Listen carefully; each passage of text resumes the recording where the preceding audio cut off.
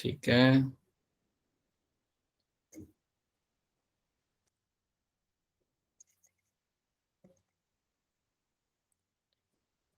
अब यहाँ पे होगा स्क्रीन शेयर, जो आपके सामने कुछ ही मिनटों के अंदर स्क्रीन दिखने लगेगी।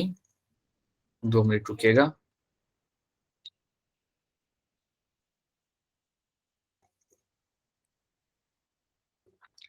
हाँ जी, क्या आपके सामने एक ब्लैक कलर की स्क्रीन आ चुकी है? Yes yes sir. ठीक है, बहुत बढ़िया। ऑलराइट। हाँ जी, कुछ भी अगर क्वेश्चन रहता है अपने आप को अनम्यूट करिए और अपने क्वेश्चन आप पूछ सकते हैं। ओके, तो कल लास्ट क्लास में हमने कुछ चीजें देखी थी। मैं कुछ चीजें आपसे पूछना चाहूंगा and then we can go ahead, we can slowly go ahead in the next portion, right? तो क्या आप मुझे बता सकते हो कि गॉल ब्लैडर के अंदर हम क्या स्टोर करके रखते हैं? Bile juice. ठीक है, आपने बोला bile juice. Alright. Bile juice के अंदर कौन से 2 कंपोनेंट होते हैं?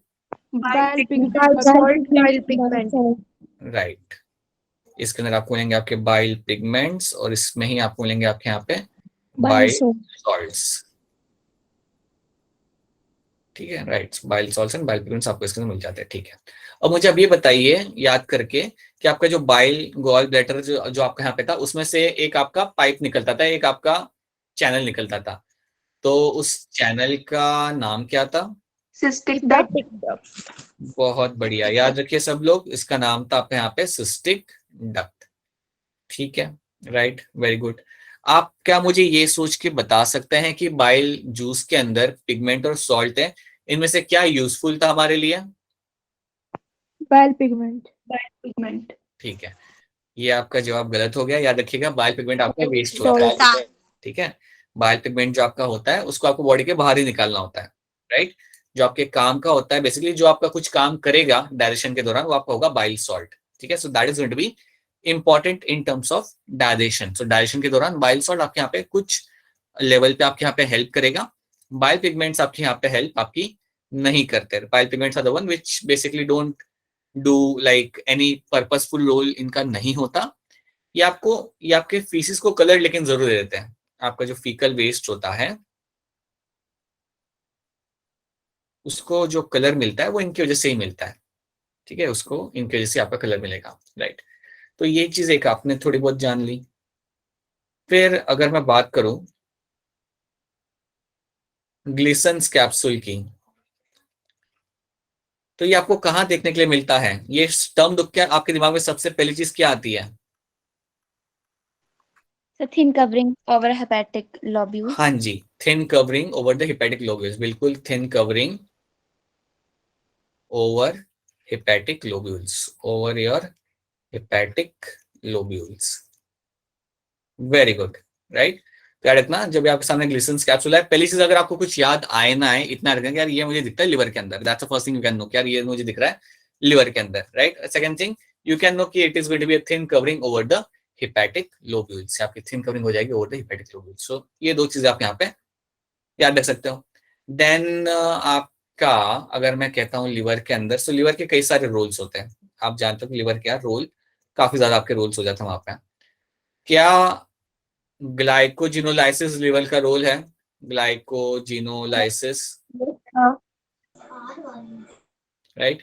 इसमें क्या होता है ग्लाइकोजिनोलाइसिस के अंदर? Breakdown of glycogen. हाँ जी, आपका जो ग्लाइकोजन होगा that will be broken down. इसको हम ब्रेक डाउन करेंगे यहाँ पे and that is going to give you your glucose molecules.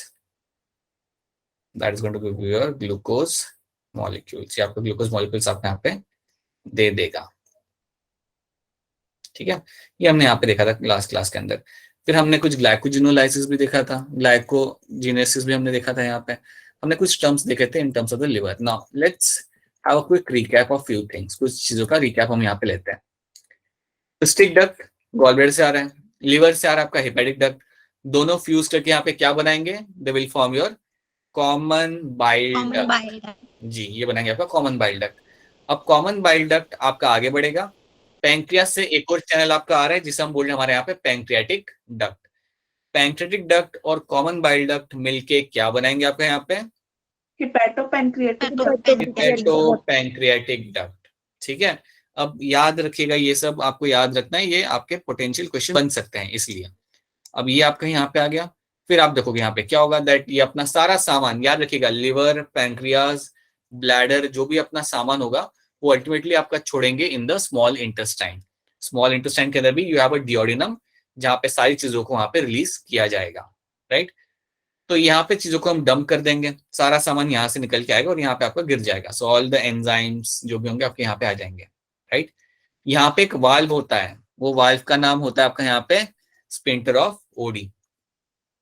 याद रखिएगा, जब भी आपको स्पिंटर ऑफ ओडी यहाँ पे टर्म दिखे, याद रखना it is been present near the hepato pancreatic duct. Hepato pancreatic duct. एक ही चीज को बार बार रिपीट करने का रीजन ये होता है यहाँ पे, ताकि वो चीज आपको याद हो जाए और कभी भी उसके ऊपर कोई क्वेश्चन आए तो आप उस क्वेश्चन को संभाल लो। That is the reason, that's why एक ही चीज को मैं घुमा फिरा के बार बार रिपीट कर रहा हूँ, ठीक है।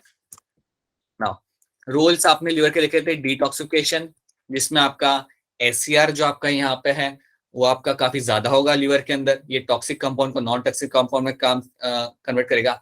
आप मुझे ये बताइए कि क्या कंज्यूम करने से लिवर डैमेज होता है? अल्कोहल। बिल्कुल सही, अल्कोहल कंज्यूम करने से आपका लिवर डैमेज होगा। हाँ जी बेटा, गुड इवनिंग। जो लोग भी अभी भी ज्वाइन कर रहे हैं सबको गुड इवनिंग, और जो लोग भी अभी भी ज्वाइन कर रहे हैं उनसे आई एम ऑल्सो होपिंग कि आप लोग का भी टेस्ट अच्छा गया होगा एंड काफी अच्छा आपका स्कोर बना होगा सारे सब्जेक्ट के अंदर, ठीक है। ऑलराइट, सो डिटॉक्सिफिकेशन, ये बात आपको यहाँ पे याद रखनी है। फिर हमने क्या था, ग्लाइकोजिनोलाइजेनेसिस। यहाँ पे जो ग्लूकोज मॉलिक्यूल होगा उसको हम कलेक्ट करेंगे, उसे स्टोर करेंगे ग्लाइकोजन के अंदर। याद रखना ये आपका तब होगा जब बॉडी में ग्लूकोज एक्सेस में होता है। जब बॉडी में ग्लूकोज ज्यादा रहेगा तो वो टाइम पे आपकी बॉडी क्या करेगी, ग्लूकोज को पकड़ेगी और कन्वर्ट करेगी इनटू द ग्लाइकोजन और उसे स्टोर करेगी लीवर के अंदर। याद रखिएगा, सो ग्लाइकोजन आपको लीवर में काफी अच्छे से मिल जाएगा, ठीक है। फिर एक आपका प्रोसेस होता है आपका ग्लाइकोजिनोलाइसिस। क्या आप मुझे बता सकते हो ये जो प्रोसेस है इसमें आपका ग्लाइकोजन ब्रेकडाउन करके हम ग्लूकोज बनाते हैं, ये तो यहाँ पे आपको दिख रहा है। ये प्रोसेस कब हो सकता है? क्या आप मुझे सोच के ये किस कंडीशन में ये प्रोसेस आपके बॉडी में होना चालू होगा? During fasting. ड्यूरिंग फास्टिंग, ठीक है। और कुछ एग्जाम्पल खुद से बना के बता सकते हो? एक तो फास्टिंग हो गया, और कुछ? सर कोई अगर फॉरेस्ट में ट्रैवल कर रहा है और उसके पास खाने के लिए कुछ हाँ ठीक है, ये भी सही है। फॉरेस्ट में ट्रैवल कर रहा है, खाने के लिए कुछ नहीं है, और अभी भी ट्रैवल करना है, आधे रास्ते पहुंचे हैं और आधा रास्ता आपको कवर करना है। ऊपर से जो उस फॉरेस्ट में कुछ दुकानें लगी हुई है वहां पे मिल रहा है खाना, लेकिन वो ओवर प्राइस्ड है। If you go to places like something like your Triund and this, अगर तुम ये ट्रैक करते हो so you get number of places over there जहाँ पे आपको ईटरीज मिलती है, but they are like they have some, they are like super charge. So अगर ऐसा कुछ होता है, if you are not buying them, so again आपका ग्लाइकोजन यहाँ पे आपका ब्रेक डाउन होगा into glucose, right. Then bile juice formation आपका करेगा लिवर, ये हमने देखा था। याद रखिएगा, बाइल जूस फॉर्मेशन लिवर कर रहा है, लेकिन स्टोरेज आपका होगा यहाँ पे ब्लैडर के अंदर, तो ये चीज हमेशा याद रखेंगे, राइट। हिपेरिन क्या करता था, बताइए जरा, हिपेरिन करता क्या था आपका? Keep blood in liquid form. हाँ, और ये आपको कहाँ मिलता है? हिपेरिन मिलता कहाँ पे है आपको बेटा, बताओ मिलता कहाँ हिपेरिन सब लोग? Mouth of leaf. अरे ह्यूमन बॉडी में कहाँ मिलता है बाबा, ह्यूमन बॉडी में हिपेरिन कहाँ मिलता है? इट इज सीन, बनता लिवर के अंदर है, लेकिन अगर मुझे बनता लिवर के अंदर है, लेकिन इसका आपको कहाँ मिलेगा? ये मिलेगा कहाँ? लिवर में तो ये बनेगा, लेकिन इसका ऑपरेशन कहाँ पे होगा? ये करेगा अपना काम कहाँ पे? ब्लड वेसल के अंदर, राइट। ब्लड वेसल के अंदर आपको हिपेरिन मिलेगा, याद रखिएगा, ब्लड वेसल के अंदर हिपेरिन मिलता है और इसको कहा जाता है एज ए एंटीकोएगुलेंट। बेटा ये सब वापस आएगा चैप्टर 18 के अंदर, तो इससे याद कर लो, राइट। ये आपका ब्लड वेसल के अंदर आपको मिलेगा और इसका काम होता है ब्लड को लिक्विड स्टेट में रखना। अगर ये आपका नहीं है तो ब्लड लिक्विड स्टेट में नहीं रह सकता, ठीक है। जबकि ऐसा ऐसा कुछ होता नहीं है, बट कुछ कंडीशन में ऐसा हो भी सकता है। अगर आपका ब्लड जमने लगा, समझो अगर आपका अंदर के अंदर ही ब्लड क्लॉट होने लगा, इमेजिन करो आपका अंदर के अंदर अगर ब्लड क्लॉट होने लगा, देन आपका वहां पे आ सकता है प्रॉब्लम। और प्रॉब्लम क्या आ सकता है कि यार आपका ब्लड फ्लो पूरा वहां पे बंद हो जाएगा, पूरा ब्लड फ्लो वहां पे आपका बंद हो सकता है। मैं आपको एक चीज समझाता हूँ, एक चीज आपने सुनी होगी, इंटरनल ब्लीडिंग करके एक टर्म होता है आपका, इंटरनल ब्लीडिंग। इंटरनल ब्लीडिंग में प्रॉब्लम क्या आती है, जैसे कि मैं आपको यहाँ पे एक बताता हूँ। इसमें क्या होता है कि समझो आपके ब्लड वेसल है और अगर ये बीच में ब्रेक हो गई, समझो यहाँ से ये ब्रेक हो गई, राइट, और अगर ये यहाँ से ब्रेक हो जाती है तो क्या होगा, अंदर का जो ब्लड है वो बाहर आना चालू करेगा, अंदर का जो ब्लड है वो यहाँ से बाहर निकलना चालू करेगा। अब ब्लड जब तुम्हारा बाहर निकलता है ना, तो वो यहाँ पे बना देगा क्लॉट, इस जगह में बना देगा क्लॉट।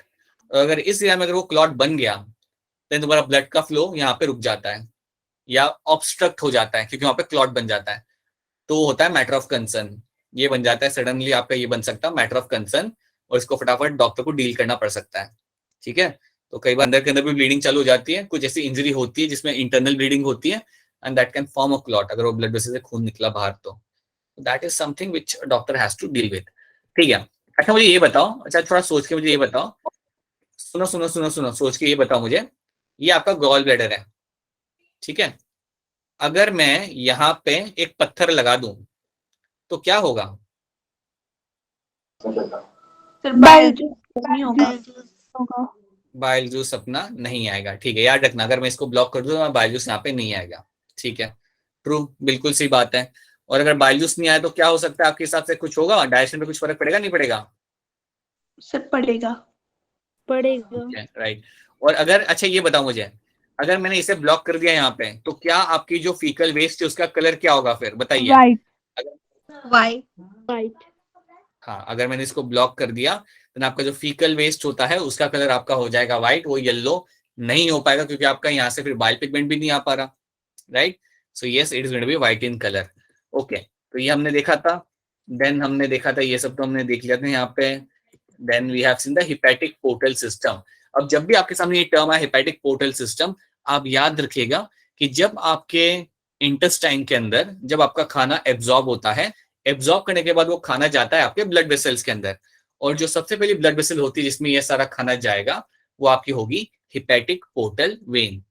और ये जो वेन होगी ये अब कहाँ जाएगी, it will go towards the liver, ये आपकी वहां से दौड़ दौड़ के जाएगी लिवर के पास, और लिवर में जाने के बाद ये जो वेन होगी ये ब्रांच आउट हो जाएगी इनटू कैपिलरीज। ये जो येलो येलो यहाँ पे बना हुआ है ये है मेरा यहाँ पे कैपिलरीज, कैपिलरीज।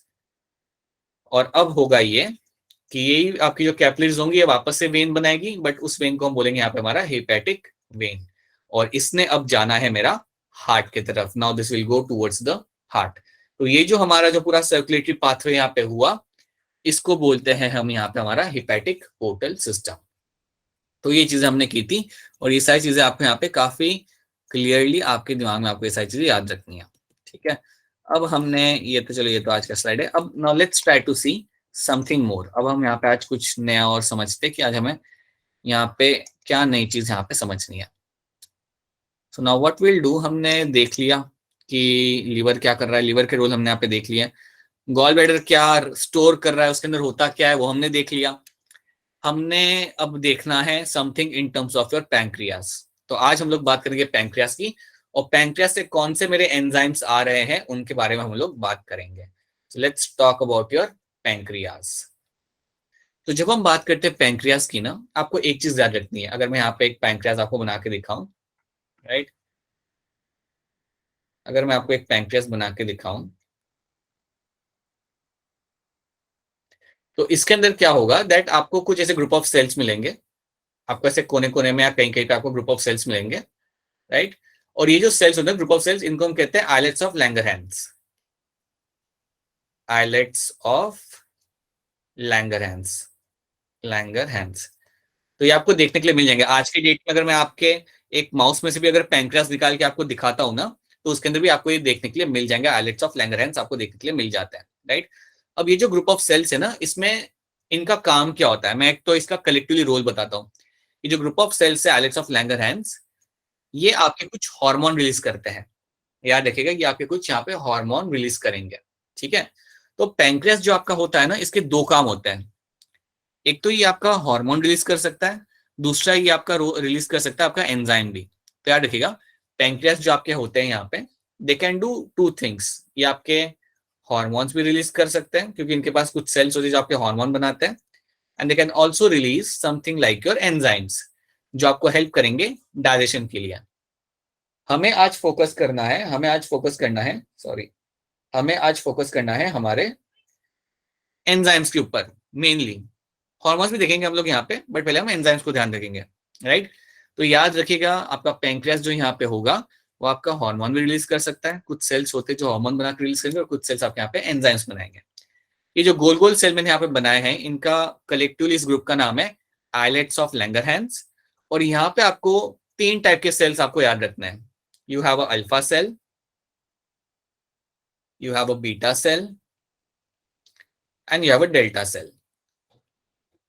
So 3 टाइप के सेल आपके यहाँ पे आ रहेंगे, alpha cell, beta cell and delta cell आपको मिलते हैं आपके आइलेट्स ऑफ लैंगरहैंस के अंदर, ठीक है।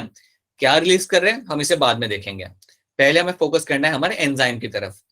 अब याद रखना, जब आपका कोई ग्लैंड है या कोई आपका ऑर्गन है, अगर वो हार्मोन रिलीज कर रहा है तो आपको याद रखना है कि that means it has a endocrine function, it has a endocrine function. इसका है आपका एंडोक्राइन फंक्शन यहाँ पे। मतलब ये जब भी कोई आपका ऑर्गन या ग्लैंड होगा ना जो हार्मोन रिलीज करेगा, तो याद रखना इट इज एंडोक्राइन फंक्शन, ये उसका एंडोक्राइन फंक्शन है, ठीक है।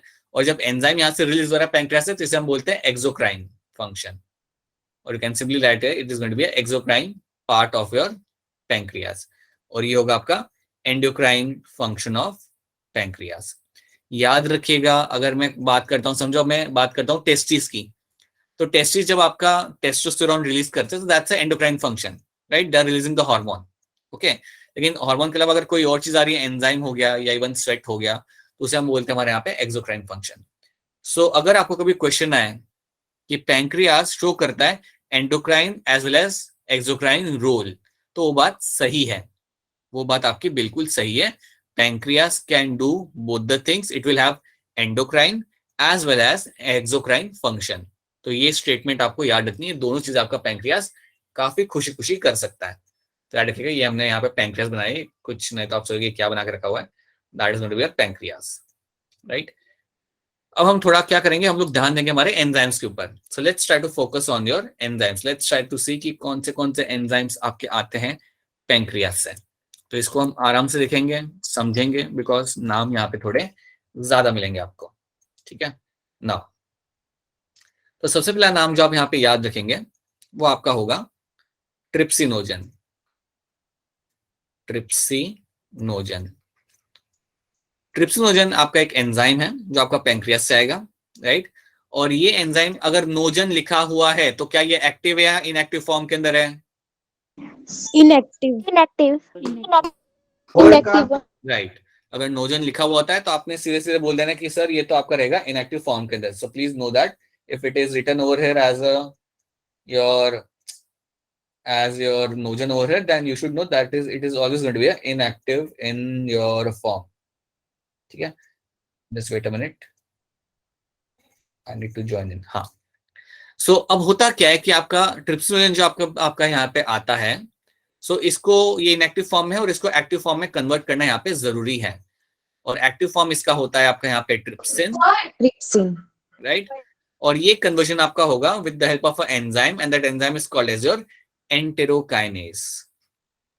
एंटेरोकाइनेज बात करेंगे कि यार ये एंजाइम आया कहां से, बट याद रखना ट्रिप्सिनोजन आपका ट्रिप्सिन में कन्वर्ट होता है, that is something happening with the help of your enterokinase. ये आपका हो गया पहला एंजाइम।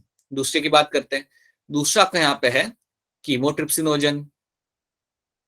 कीमोट्रिप्सिनोजन अब कीमोट्रिप्सिनोजन जो आपका यहाँ पे एंजाइम है, ये एंजाइम भी आपका इनएक्टिव फॉर्म में है और इसको भी हमें एक्टिव फॉर्म में लाना पड़ेगा। और ये जब आएगा एक्टिव फॉर्म के अंदर तो ये बनेगा मेरा कीमोट्रिप्सिन।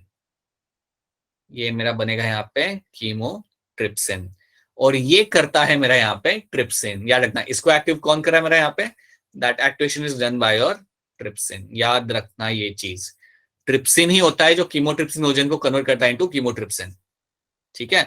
तो अगर मेरा ट्रिप्सिन बन नहीं रहा ना तो ये तो बनेगा ही नहीं, सिंपल सी बात है। अगर मेरा ट्रिप्सिन किसी रीजन से अगर बन नहीं रहा तो ये तो नीचे वाला मेरा बनेगा ही नहीं। देन थर्ड एंजाइम आपको यहाँ पे है प्रोकार्बोक्सी पेप्टाइडेज। ये है आपका एंजाइम नंबर 3, और ये भी आपका इनएक्टिव फॉर्म के अंदर है। इसको हम कन्वर्ट करेंगे एक्टिव फॉर्म के अंदर, that means carboxy peptidase. Carboxy peptidase days. अब जब ये कन्वर्जन आपका यहाँ पे होता है, जब ये कन्वर्जन आपका होता है, तो ये कन्वर्जन करने के लिए भी you need to have a trypsin over here, you need to have a trypsin. So trypsin आपका यहाँ पे दोनों को कन्वर्ट करने में यहाँ पे आपकी हेल्प करेगा। तो क्या मैं बोल सकता हूं कि अगर मेरे इंटेस्टाइन के अंदर अगर ये आता ही नहीं है, समझो मेरा एंट्रोकाइनेस आता ही नहीं है, तो सारा कन्वर्जन यहाँ पे रुक जाएगा, क्या मैं ये चीज बोल सकता हूँ? राइट, कि अगर मेरा समझो एंट्रोकाइनेस आ नहीं रहा, जहां से भी आ रहा है अगर वो आ नहीं रहा मेरा, तो सिंपल सी बात है बेटा कि ये जो पूरा जो मेरा यहाँ पे कन्वर्जन है ये सारा का सारा मेरा रुक जाएगा, all the things will stop over here, कुछ नहीं होना मेरा यहाँ पे। राइट, तो याद रखना आपको कि पहले तो आपको इन 3 एंजाइम्स के नाम याद रखने हैं। This 3 enzymes are coming from the pancreas, और भी हैं, पहले आप इन तीनों का याद रखिए। You have a trypsinogen, you have chymotrypsin and you have a procarboxypeptidase। और जब ये आ रहे हैं they are converting into active form, जो आपके होते हैं ट्रिप्सिन, कीमोट्रिप्सिन एंड कार्बोक्सीपेप्टाइडेज। अब क्वेश्चन ये है कि ये किसको डाइजेस्ट करते हैं, तो याद रखिएगा they all are going to act on your proteins, they are going to act on, अगर आपको याद हो तो हमने कुछ बनाया था स्टमक के अंदर, we have made the peptones and peptide. बिल्कुल सही बेटा। सो पेप्टोन्स एंड पेप्टाइड्स हमने बनाए थे स्टमक के अंदर, तो वो यहाँ पे हम उनके ऊपर एक्ट करेंगे, तो उसके ऊपर जाके वो उसे डाइजेस्ट करना यहाँ पे चालू करेंगे। सो याद रखना एक्ट ऑन, या मैं लिख सकता हूँ यहाँ पे they will digest the peptones and protein. तो मैं यहाँ पे फिलहाल आपसे ये चाहूंगा कि आप याद रखें कि ये जो मेरे 3 एंजाइम है ये जाने जाते हैं मेरे प्रोटीन्स के ऊपर एक्ट करने के लिए। अगर मैं थोड़ा और इसे प्रिसाइसली बोलूं तो प्रोटीन्स के अंदर भी आपके पेप्टॉन्स एंड पेप्टाइड के ऊपर ये लोग एक्ट करेंगे और उन्हें यहाँ पे ब्रेक डाउन करेंगे। So that is something first of all you have to know कि ये लोग किसके ऊपर यहाँ पे आके एक्ट कर रहे हैं। ठीक है, तो हम इन 3 एंजाइम को हमने देख लिया, और भी एंजाइम को हम यहाँ पे देखते हैं, और हमें 3 एंजाइम के नाम यहाँ पे देखने हैं। तो एक तो ये हो गया यहाँ पे, चौथा मैं बोलूंगा यहाँ पे मेरा पैंक्रियाटिक अमाइलेज। पैंक्रियाटिक अमाइलेज, आप लोग मुझे बताइए ये नाम सुन के आपको क्या लगता है ये चीज किस चीज को डाइजेस्ट करता होगा? कार्बोहाइड्रेट। जब भी सामने आपके टर्म अमाइलेज आए ना, चाहे वो प्लांट में हो या एनिमल के अंदर हो, याद रखना it is going to act on the carbohydrate. ठीक है, it is going to act on carbohydrate. आप मुझे ये बताइए कि माउथ पार्ट के अंदर कितना % स्टार्च डाइजेस्ट हुआ था? 30%। पक्का सब लोग 30%? Yes, sir. It was your 30%, right, बिल्कुल 30%। तो याद रखिएगा बाकी जो आपका 70% स्टार्च है, बाकी जो आपका 70% स्टार्च है उसके ऊपर ये एक्ट करेगा। So it is going to act on the remaining 70% of the starch. तो 70% स्टार्च को यहाँ पे डाइजेस्ट करने के लिए आएगा आपका पैंक्रियाटिक अमाइलेज। याद रखिएगा पैंक्रियाटिक अमाइलेज जो आपका यहाँ पे आ रहा है ये आपका एक्टिव ही है, इसको इनएक्टिव फॉर्म में नहीं होता, ये एक्टिव फॉर्म में आपका आता है पैंक्रियास से। So it will come and digest the 70% of the remaining starch. ठीक है, it will act on that. Then 5th नाम मैं यहाँ पे लिखना चाहूंगा and that is going to be your pancreatic nucleus. Pancreatic nucleus. अब जब भी आपके सामने न्यूक्लियस टर्म आएगा ना, जब भी आपके सामने कभी अगर आपके सामने न्यूक्लियस टर्म आता है तो याद रखिएगा न्यूक्लियस जो आपका होता है it is going to digest the nucleic acid. This will come and digest the nucleic acid. अब अगर आपके सामने क्वेश्चन आता है कि न्यूक्लिक एसिड होता क्या है, तो इसके एग्जांपल आपको दे सकता हूं जो आपने सुने हैं बिल्कुल, that is going to be DNA and RNA. So DNA and RNA को डाइजेस्ट करने के लिए आपका आता है यहाँ पे आपका pancreatic amylase. It is going to act on your nucleic acid, that means DNA और आरएनए को ये डाइजेस्ट करने में आपकी मदद करेगा। अगर आप सोच रहे हो कि यार ये डीएनए आरएनए आ कहां से रहा है, तो याद रखिएगा कि आप कुछ भी खा रहे हो ना, आप समझो आप पालक खा रहे हो, आप आलू खा रहे हो, सब सेल से बना हुआ है, सब कुछ सेल से बना हुआ है, राइट। और अगर वो सेल से बना हुआ है तो उसके अंदर आपका डीएनए भी होगा, अगर सेल है तो न्यूक्लियस भी होगा, न्यूक्लियस तो डीएनए भी होगा। तो उस डीएनए को ब्रेक डाउन करने के लिए आपका यहाँ पे आता है पैंक्रियाटिक न्यूक्लियस। क्या ये वाला स्लाइड आपको यहाँ पे समझ आ रहा है सबको? Yes, sir. Yes, sir. Right? Yes, sir. ये चीज आपके यहाँ पे हो रही है कि आपका पैंक्रियाटिक न्यूक्लियस आपका यहाँ पे आएगा and will start acting on the nucleic acid. Basically आपका डीएनए और आरएनए पे आके एक्ट करेगा उसे ब्रेक डाउन करना चालू करेगा. So that's something you have to know. After this you will have next enzyme, जिसका नाम होता है, ये छठा और आखिरी एंजाइम है मेरा, from your pancreas, that is going to be your pancreatic lipase. Pancreatic lipase. अब इसकी स्टोरी थोड़ी सी अलग है. पहली चीज आप मुझे बताओ कि अगर लाइपेज लिखा हुआ है तो ये किस पे एक्ट करेगा? लिपिड. हाँ जी, this is going to act on the lipids. याद रखिएगा, बहुत बढ़िया. This is going to act on the lipids या फैट्स, जो भी आप बोलना चाहो, उन पे ये जाके एक्ट करेगा. So it is going to act on lipids और फैट, राइट. लेकिन इसकी स्टोरी थोड़ी अलग होती है. इसकी स्टोरी पहले हम यहाँ पर समझते हैं कि यार इसका प्रॉब्लम क्या है. समझो आपका जो लिपिड है, राइट, वो आपका पहुंच गया स्मॉल इंटेस्टाइन के अंदर, पहुंच गया, घूम के आ गया, इसोफेगस, स्टमक, घूम के वो पूरा आ गया आपका स्मॉल इंटेस्टाइन के अंदर. समझो आपका आ गया आपका यहाँ पे लिपिड या आपका फैट यहाँ पे आ गया स्मॉल इंटेस्टाइन के अंदर. अब याद रखना कि मेरा लाइपेज अकेला कुछ नहीं कर सकता. लाइपेज को चाहिए हेल्प.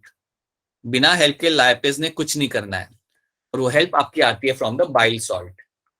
आपका जो बाइल जूस होता है, याद रखिएगा, जो आपका जो बाइल जूस होता है वो आपका आएगा, राइट, वो आपका आगे आएगा दौड़ते हुए. वो भी आपका आएगा ही वहां से, आपके हिपेटोपेनिक डक्ट से, और ये आके एक्ट करेगा ऑन द फैट लोब्यूल्स के, वो फैट मॉलिक्यूल्स पे वो एक्ट करेगा.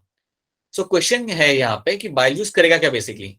सो bile juice will carry out something known as emulsification.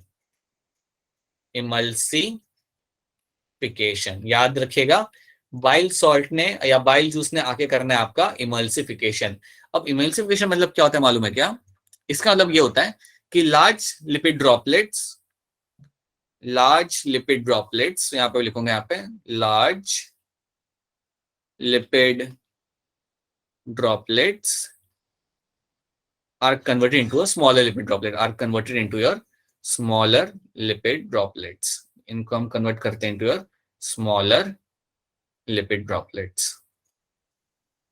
ठीक है. So large lipid droplets are being converted into your smaller lipid droplets. ये चीज आपको याद रखनी है. जब आपके लार्ज जो ड्रॉपलेट उसे वो कन्वर्ट करेगा इनटू स्मॉलर लिपिड ड्रॉपलेट, और इसको ही हम बोलते हैं यहाँ पे हमारा एज अ इमल्सिफिकेशन. और जब भी आपको कोई क्वेश्चन आए क्या ये इमल्सिफिकेशन कौन कर रहा है, तो कहना this is done by my bile juice. This is something done by the bile juice. अब आप मुझे ये बताइए कि बाइल जूस के अंदर कौन था जो एक्चुअली में काम का था और कौन था जो काम का नहीं था? Bile salt. हाँ जी, बाइल सॉल्ट जो आप कहते हैं वो काम कहते हैं. बाइल पिगमेंट तो आपका कोई काम का था नहीं. तो अगर प्रिसाइसली देखा जाए तो इसके अंदर भी अपना बाइल सॉल्ट ही काम कर रहे होते हैं. बाइल सॉल्ट होते हैं ना, वही आपका हेल्प करते हैं इन योर इमल्सिफिकेशन के अंदर. सो इमल्सिफिकेशन आपका कराएंगे बाइल सॉल्ट, तो आपके larger lipid droplets will convert into your smaller lipid droplets. और एक बार आपके स्मॉलर लिपिड ड्रॉपलेट्स बन गए ना, फिर आपका पैंक्रियाटिक लाइपेज काम कर सकता है. आके अपना काम कर सकता है. Now I can find that my pancreatic lipase can come, और फिर इनके ऊपर एक्ट करना चालू करेगा. So now my pancreatic lipase can act on them. Now this is going to act on them. ठीक है. और एल्स ये कुछ नहीं कर पाता. आपका फैट का डायरेक्शन हो ही नहीं पाता. एक चीज याद में, ये कुछ कर नहीं पाता आपके यहाँ पे, और फैट का डायरेक्शन आपके यहाँ पे रुक जाता. तो मैं अगर आपको यहाँ पे बताने की कोशिश करूं, so let me just go back and let me just tell you one thing. अगर मैं यहाँ पे ब्लॉकेज कर देता हूं तो फॉर श्योर मेरा फैट तो स्मॉल इंटेस्टाइन में डाइजेस्ट नहीं होगा. समझ आ रही है मेरी बात? अगर मैं वहां पे ब्लॉकेज क्रिएट कर दूंगा तो मेरा ये जो बाइल जूस है ये मेरा इंटेस्टाइन तक पहुंचेगा नहीं, और अगर ये इंटेस्टाइन तक पहुंच नहीं रहा तो मेरा फैट का डायजेशन हो नहीं पाएगा. क्या ये बात आपको यहाँ पे समझ आ रही है? Yes, sir. राइट. ये मैं इसलिए बता रहा हूँ क्योंकि बेस्ड प्रीवियसली क्वेश्चन आ चुके हैं. वो लोग ऐसे ही क्वेश्चन बना के पूछते हैं इसके अंदर. वो क्या करेंगे, पिछली बार उन्होंने इस सिस्टिक डक्ट को ब्लॉक किया था, आगे जाके वो लोग पैंक्रियाटिक डक्ट को ब्लॉक कर देंगे और बोलेंगे बताओ क्या होंगे कॉन्सिक्वेंसेस अगर वो डक्ट मेरी ब्लॉक हो जाती है तो. So those kind of question they ask you. इसलिए कहता हूँ एनुअल फिजियो में इतना सारा कॉन्सेप्चुअल पार्ट होता है ना, आपको समझना जरूरी है. याद तो बाद में हो जाएगा, याद तो आपको टाइम के साथ साथ हो जाएगा, समझो पहले कि यहाँ पे हो क्या रहा है।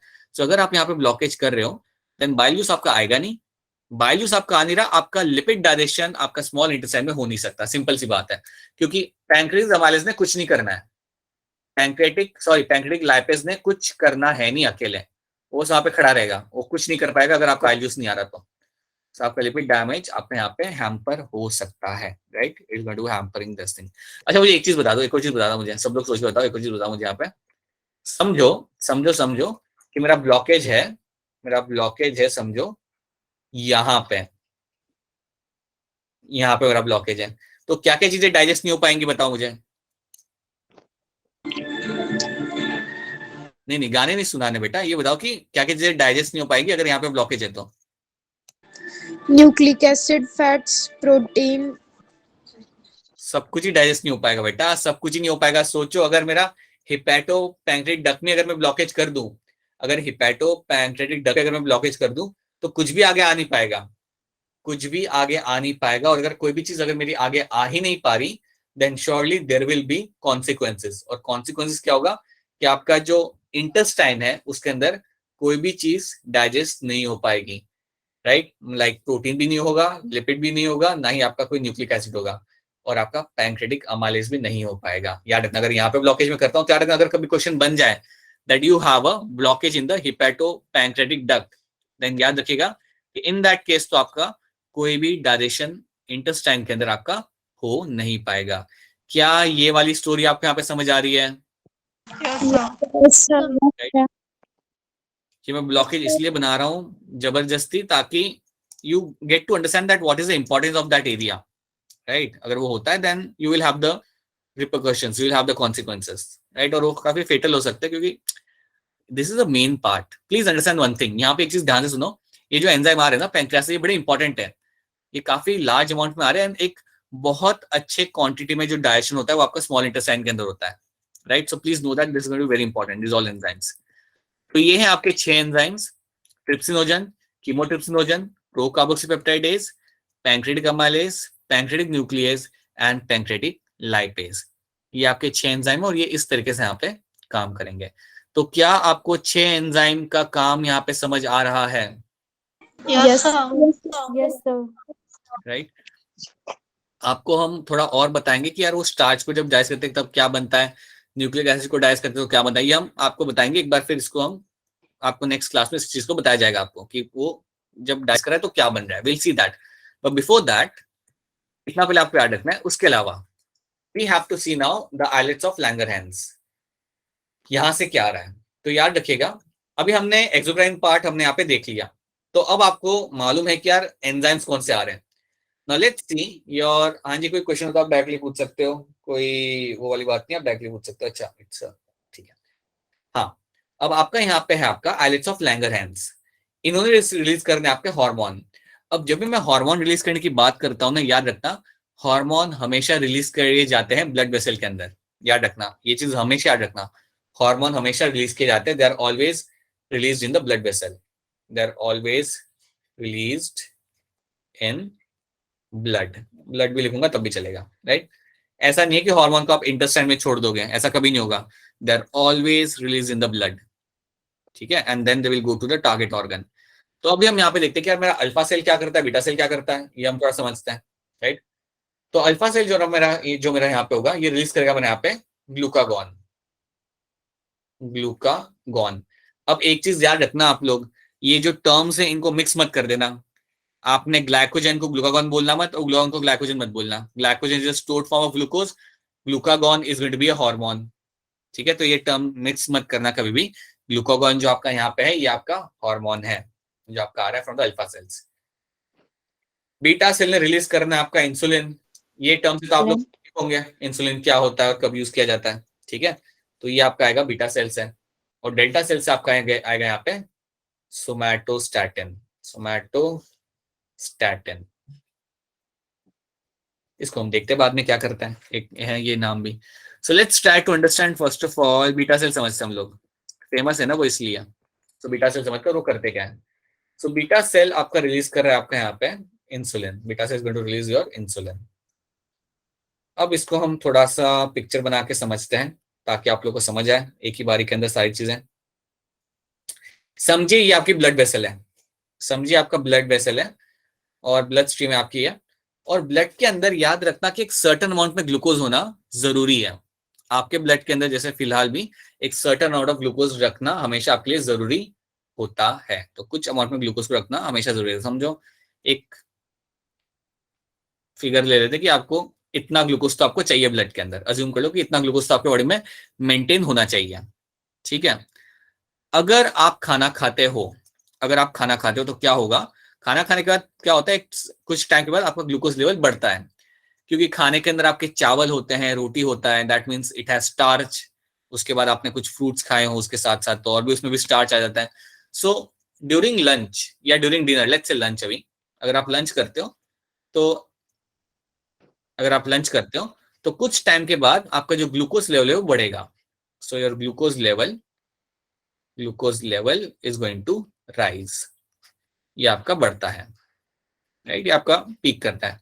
उस पर आपने एक और रसगुल्ला खा लिया तो आपका ग्लूकोज लेवल आपका यहाँ पे बढ़ेगा। अब होता क्या है कि ग्लूकोज लेवल अगर आपका यहाँ पे बढ़ने लगता है ना, तो इसको आपको वापस नॉर्मल कंडीशन में लाना जरूरी है।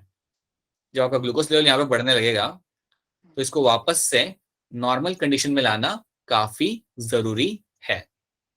और नॉर्मल कंडीशन में लाने के लिए आपका दौड़ दौड़ के आएगा आपका यहाँ पे insulin. Now you will find your insulin will come to bring this glucose into a normal condition. तो आपका इंसुलिन अब यहाँ पे भाग के आएगा और बोलेगा कि यहां से मैं अपना काम संभालूंगा, और इसका काम होगा to lower down the glucose level. Insulin will play a role in the to lower down the glucose level.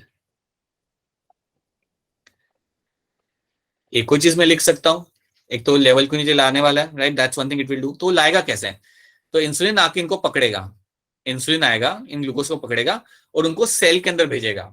मतलब ऐसा समझो कि ग्लूकोज फ्रीली ब्लड वेसल के अंदर घूम रहे, उनको वो घूमने नहीं देगा। तो इंसुलिन आके आएगा यहाँ पे, ग्लूकोज को पकड़ना चालू करेगा और पकड़ पकड़ के इनको फेंकेगा सेल के अंदर। It will start throwing them into the cell, so it will start throwing them into the cells.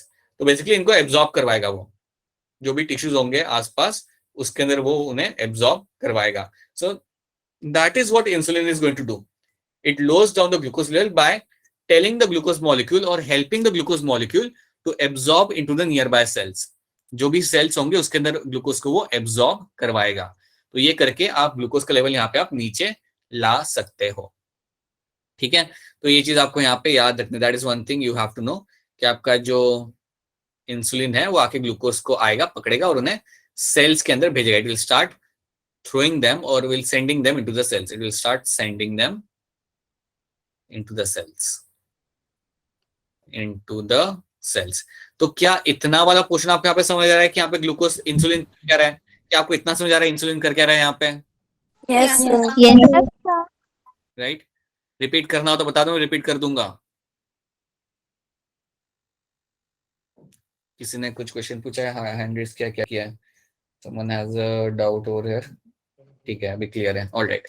तो ये चीज आपके यहाँ पे हो रही है, याद रखना। इंसुलिन आपके यहाँ पे आएगा और जो भी इतना भी ग्लूकोज का लेवल हाई होता है ना, उसे पकड़ेगा ग्लूकोज को and will start throwing them into the cells. It will start helping the glucose molecule to get into the cells. So ये आपका काम करेगा आपके यहाँ पे insulin. That is something insulin is known for. मैं ऐसा भी बोल सकता हूँ that my insulin maintains the blood sugar level. ये भी मैं टर्म यूज कर सकता हूँ, it maintains the blood sugar level, it maintains your blood sugar level. अरे आपने देखा होगा कभी या शायद कभी ऑब्जर्व किया होगा, जिनको डायबिटीज होता है ना, वो लोग इंसुलिन के शॉट्स लेते हैं। शायद कभी आपने नोटिस किया होगा, जिनको डायबिटीज होता है they take the insulin shot before the lunch और एनी काइंड ऑफ मील। अगर नाश्ता भी करो तो उसके लिए they will take a shot of insulin, ताकि वो अपना काम करें, जैसे आपका ग्लूकोज लेवल बढ़े वो अपना काम चालू करें। अगर वो शॉट नहीं लेंगे ना तो ग्लूकोज का लेवल काफी हाई रहेगा ब्लड के अंदर and that can be problematic. So they have to depend on that, ठीक है। रखना I can also say it maintains the blood sugar level, क्योंकि करता क्या ना, वो ग्लूकोज के लेवल को कम करता है और एक सही लेवल पे लाके उसे छोड़ देता है। It will bring the glucose at the right level and then it will leave that area. So याद रखना, इंसुलिन का काम करता है lowers down the blood glucose level and maintains the blood sugar level, right. So same thing, right. तो दोनों का मतलब यहाँ पे सेम होता है कि कम करता है और मेंटेन करता है उसे ब्लड शुगर लेवल को। That is something insulin does. आपको याद ये रखना है कि इंसुलिन आपका तब आ रहा है जब आपका ग्लूकोज लेवल आपका हाई होता है। इंसुलिन आपका तब आता है जब आपका ग्लूकोज लेवल आपका हाई होता है, वो टाइम पे अपना इंसुलिन आएगा और अपना काम करना चालू करेगा, right. So that is one thing you have to know. एक ये चीज आपको यहाँ पे याद रखनी है, इतना ही आपको याद रखना है इसके अंदर, इंसुलिन के अंदर। दूसरा जो आपका यहाँ पे सेल है, दूसरा सेल जो आपका यहाँ पे है वो है आपका अल्फा सेल। अल्फा सेल जो आपका यहाँ पे होता है, इसने रिलीज करना है आपके यहाँ पे ग्लूकागॉन। ये आपका ग्लूकागॉन रिलीज करेगा, ये आपका हार्मोन है। अब ये कब आएगा यहाँ पे बॉडी में, ये हम समझते हैं। अज्यूम कर लो कि आप गए हो फॉरेस्ट के अंदर अकेले घूमने के लिए, राइट, और आप रास्ता भटक गए। आपने रास्ता भटक गए और आपका बॉडी ग्लूकोज यूज करेगा, आपके बॉडी में जो भी ग्लूकोज है वो अब आपका कम होने लगा, राइट। जितना नॉर्मल आपका होता था वो आपका कम होने लगा, क्योंकि आपने कुछ खाने के लिए आपके पास नहीं है। तो समझो आपका ग्लूकोज का लेवल हो जाता है काफी कम। If you have a low glucose level और low sugar level, if you have a low glucose level और लो शुगर लेवल, कोई मैं टर्म यहाँ पे यूज करता हूँ, अगर बॉडी के अंदर शुगर लेवल आपका हो जाता है कम, तो वो टाइम पे आपका ग्लूकागॉन दौड़ दौड़ के आएगा। ये टाइम पे आपका जो ग्लूकागॉन है वो भाग भाग के आएगा और उसने कुछ करना है। अब मैं क्या करूंगा ना, मैं यहाँ पे पिक्चर बनाऊंगा, आप मुझे वो पिक्चर देख के बताओ कि ग्लूकागॉन कर क्या रहा है, ठीक है। तो ग्लूकागॉन मेरा दौड़ के यहाँ पे आ रहा है, एंड देन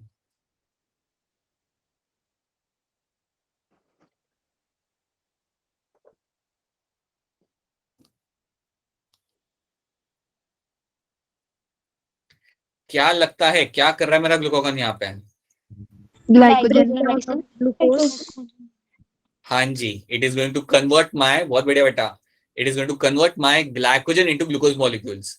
ये ग्लूकागॉन मेरा दौड़ दौड़ के आएगा and will tell the glycogen क्या ब्रेक डाउन होने का टाइम आ चुका है। वो लीवर के अंदर रखा हुआ ना हमने ग्लाइकोजन बना के, याद करो एक दो लास्ट क्लास में देखा था, जो ग्लाइकोजन रखा हुआ है लीवर के अंदर, उसको आके बोलेगा ग्लाइकोजन, ग्लाइकोजन आके बोला कि बेटा टाइम आ चुका है, you have to break itself down and release the glucose molecule. तो मेरा यहाँ पे जो ग्लाइकोजन है, जो मेरा यहाँ पे ग्लाइकोजन रहेगा, that glycogen will be converted into your glucose molecule, और ये ग्लूकोज को भेजा जाएगा इनटू द ब्लड वेसल, ताकि आपके बॉडी के अंदर शुगर लेवल मेंटेन किया जा सके, ठीक है।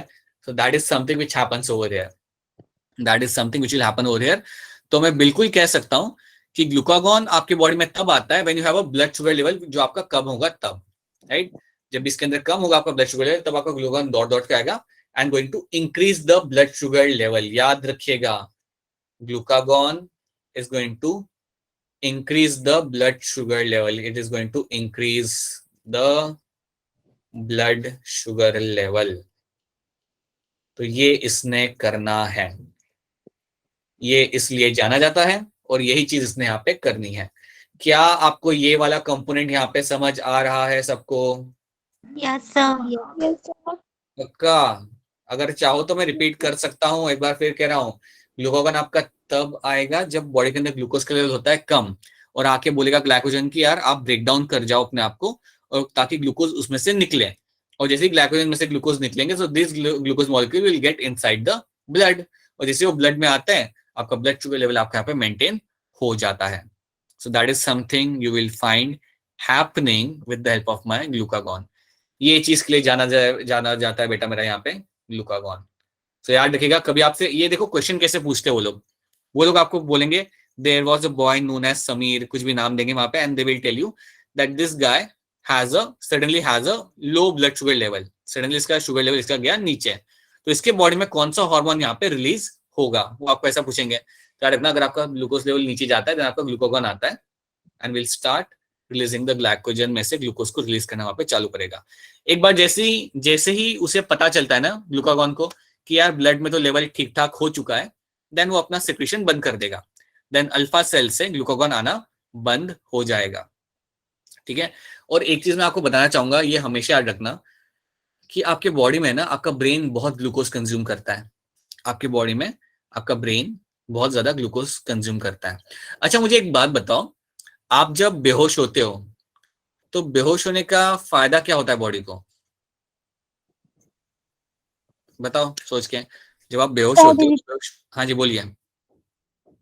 तो बॉडी रिलैक्स हो जाती सब कुछ ब्लैक हो जाता है, एंड मुझे कलर देखने की जरूरत नहीं पड़ती। और कुछ? ठीक है, और कुछ ठीक है। मैं आपको थोड़ा सा हिंट देता हूँ कि जब आप सीधे आप खड़े हो, तो आपको मैं कह सकता हूँ कि आपके ब्लड फ्लो को जाना पड़ रहा है अगेंस्ट द ग्रेविटी। अगर वो ब्रेन तक पहुंच रहा है तो क्या मैं ये कह सकता हूँ कि आप सीधे खड़े हो तो आपके ब्लड को जाना पड़ रहा है towards the brain, so that is against the gravity. सही है गलत है? Yes sir.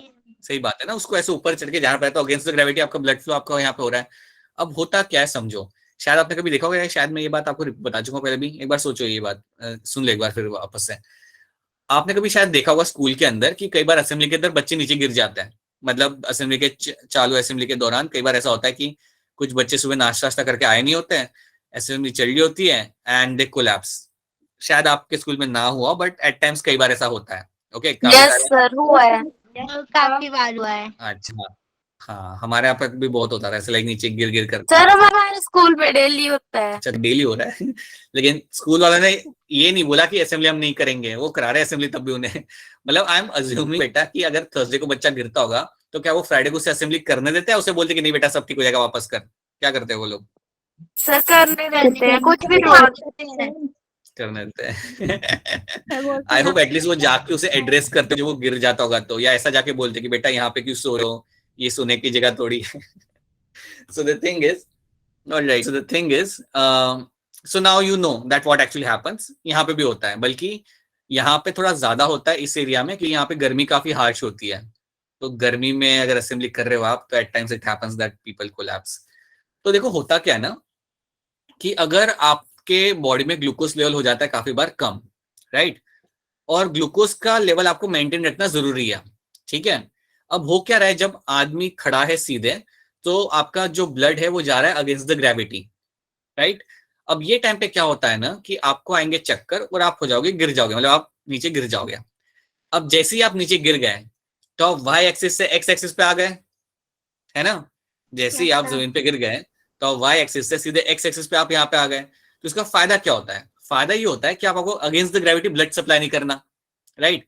आपका बॉडी आपको कह रहा है कि यार एक तो वैसे ही ग्लूकोज कम है, ऊपर से तुमने यहाँ पे खड़े होकर स्टंट करना है, तो जैसे ही आप यहाँ पे गिर जाते हो, you are not doing any kind of physical activity and now your body can very easily send the blood towards the brain. उसको अब अगेंस्ट द ग्रेविटी डालेगा तो काफी इजिली आपका बॉडी आपके ब्रेन की तरफ ब्लड को सेंड कर सकता है, और इसी तरीके से आप ग्लूकोज भी ब्रेन को प्रोवाइड कर सकते हो। ओके, तो एक ये एडवांटेज होता है बेटा, इसका भी एडवांटेज है।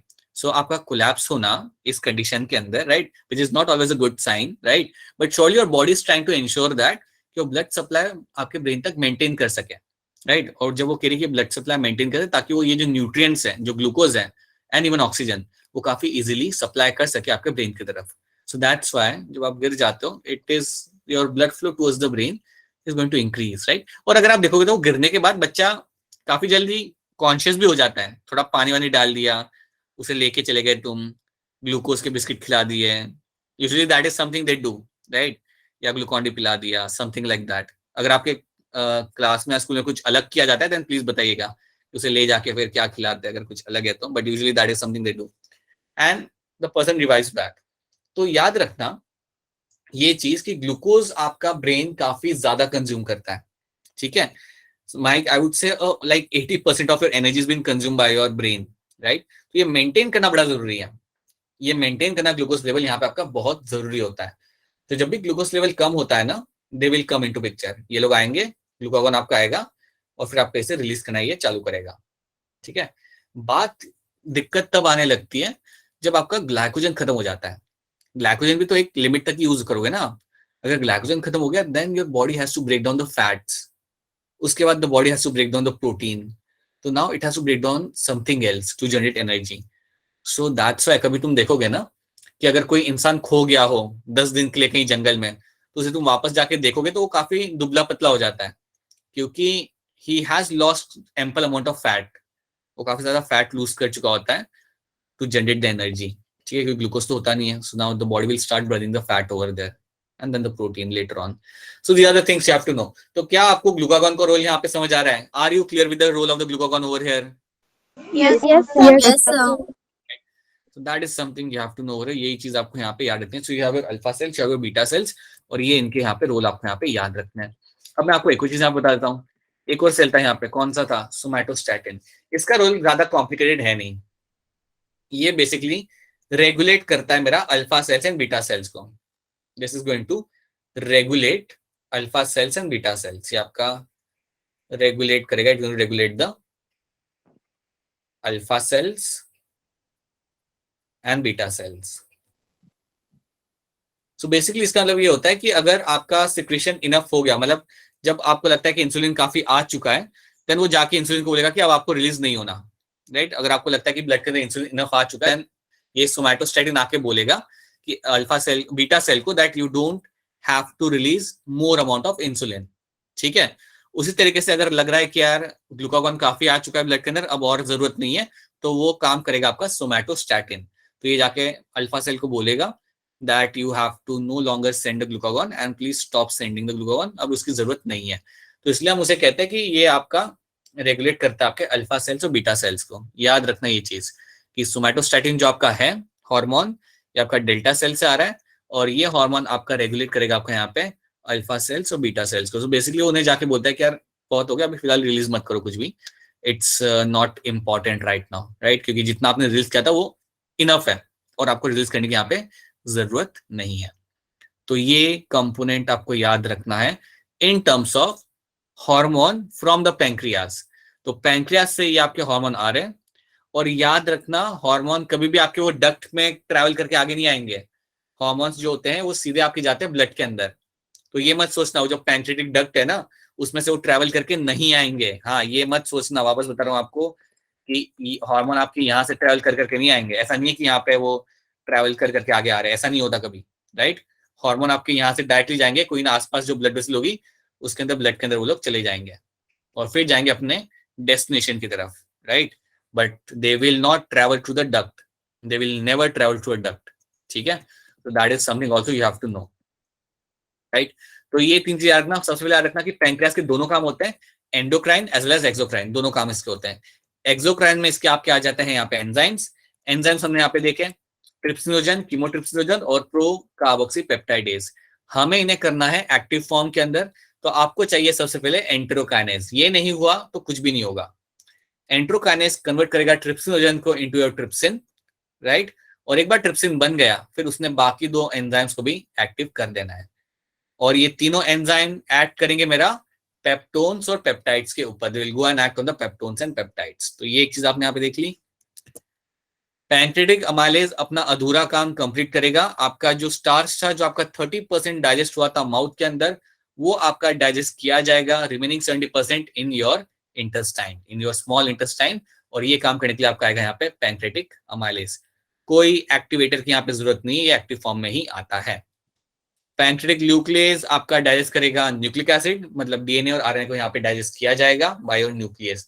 जब भी आपके सामने ये न्यूक्लियस टर्म आएगा, याद रखना इसने करना है डीएनए और आरएनए के ऊपर एक्ट. ठीक है?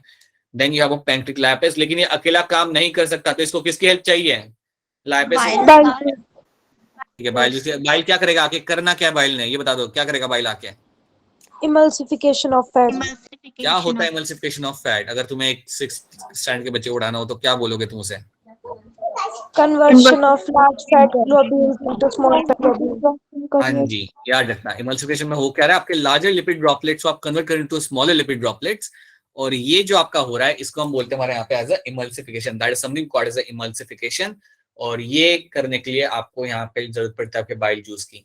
जब ये हो जाता है, उसके बाद आपका पैंक्रियाटिक लाइपेज अपना काम करेगा. Then the lipase will come, will start acting on the lipid droplets, और फिर आपको वो then you can digest them. ठीक है? Then you can break them down into something smaller particles. तो इतना आपको यहाँ पे याद रखना है. और आपको याद रखना है यहाँ पे story of your insulin and story of your glucagon. ये स्टोरी बड़ी ही जरूरी है. ये जो जितने भी 4-5 स्लाइड आज हमने देखी है, ये चारों 4-5 स्लाइड आपके लिए काफी जरूरी है याद रखने के लिए. कौन सा हार्मोन कहाँ से आ रहा है और वो कर क्या रहा है. Right? So these are the things you have to remember. I would strongly recommend कि आप घर जाके जो 4-5 स्लाइड है, इसके खुद के हैंड रिटन नोट्स बना लो. राइट? ताकि आपकी अंडरस्टैंडिंग काफी इस टॉपिक के ऊपर अच्छा सा आपका ग्रिप बन जाए. ठीक है? सो क्या यहाँ तक आपको सारी चीजें क्लियर हैं? Yes, sir. Yes, sir. Right, ठीक है, then just wait a minute.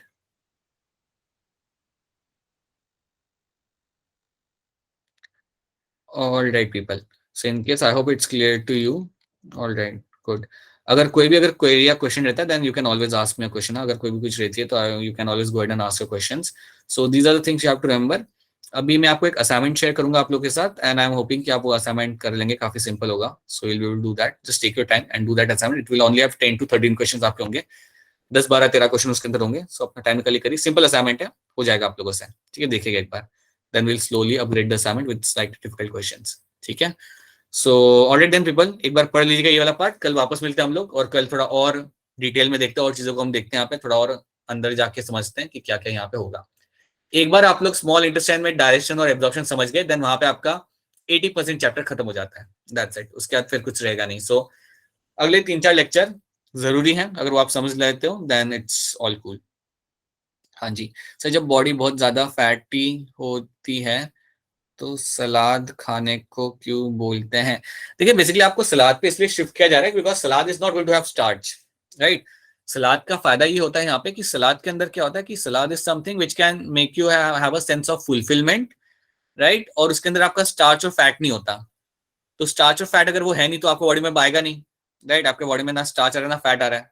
So that salad is going to, आपका वो पेट भर जाएगा और आपकी बॉडी कुछ एक्स्ट्रा गेन भी नहीं कर रही. अननेसेसरी शुगर या अननेसेसरी आपका फैट यहाँ पे गेन नहीं करी. तो वो चीज कहा जाता है करने के लिए, राइट. उसके साथ साथ आपको रेकमेंड करते हैं कि आप प्रोटीन खाओ. Protein something which makes you muscular. तो प्रोटीन खाने के लिए उसके बाद आपको रेकमेंड किया जाता है. तो अगर आप ये करते हो रेगुलर बेसिस पे लंबे टाइम के लिए तो आपका वेट लॉस आपको देखने के लिए मिल सकता है. ठीक है. मैं आपको यहाँ पे एक चीज यहाँ पे बता सकता हूँ कि अगर आप शुगर निकाल देते हो ना अपने डाइट में से, it has immense amount of advantage. I'm not asking you to do that, but अगर आप निकालते हो, it will have an immense amount of advantage on your brain. So sugar and brain का एक बहुत ही strong correlation है. लेकिन अगर आप शुगर को रिलीज कर देते हो अपने डाइट में से, and it has a very strong impact on the brain, like positive impact on the brain. ठीक है. All right. So any other questions you have? Nothing question? No, doesn't seem like any question right now. All right. All right, people. So let's wrap this up. ठीक है. We'll catch you again tomorrow, right? So all of you, bye, good night. We'll catch you again tomorrow. ठीक है. चलो, bye everyone. Good night. Okay, sir. Yeah, bye. Thank you, sir. Yeah, bye.